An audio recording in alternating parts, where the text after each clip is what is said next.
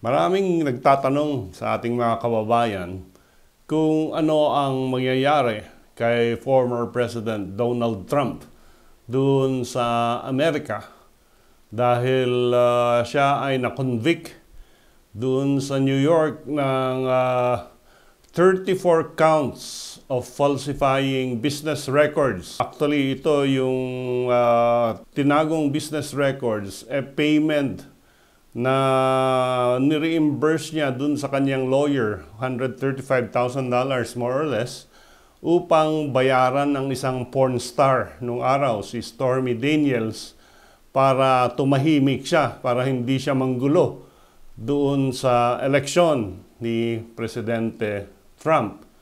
And sa 34 counts na yon, ang sentensya niya is 4 years per count. So siguro nagko-compute na tayo, 34 times 4 years. Naku, mabubulok na siya sa kulungan.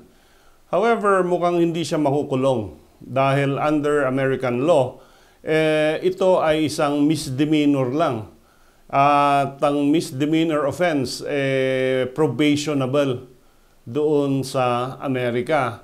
And in fact, ang bilang tulad ng Pilipinas ng sentensya, yung 34 counts na yon, pwedeng simultaneous service.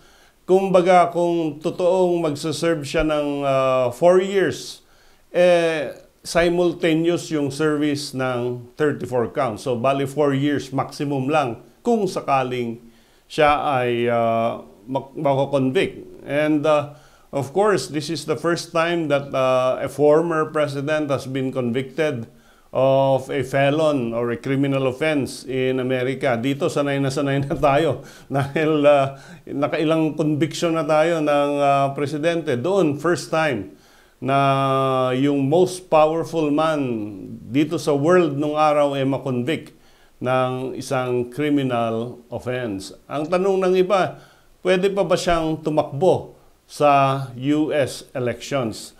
Unlike dito sa Pilipinas, pag ikaw ay na-convict ng isang criminal offense, ground for disqualification yan. Doon sa Amerika, kahit convicted ka, hindi ka madi-disqualify from running doon sa public office.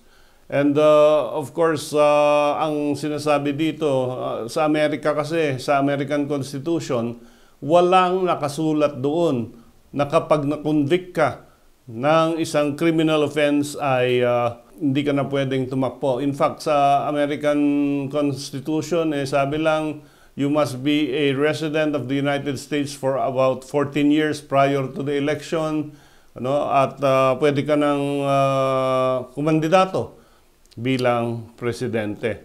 At kung manalo man siya sa forthcoming US President against the incumbent Biden, kung sakali, pwede ba niyang ipardon yung sarili niya? Kasi alam naman natin, pag presidente ka, pwede kang mag-pardon ng kahit sino na gumawa ng criminal offense.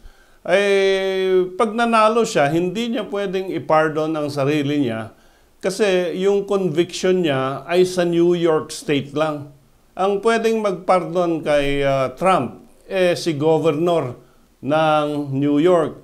Kasi pag federal crime sana yan, Pag federal crime, yung mga charges niya na gumawa siya ng rebellion doon sa Washington nung araw, pag na-convict siya doon, yun ang federal crime. Because it affects the entire nation.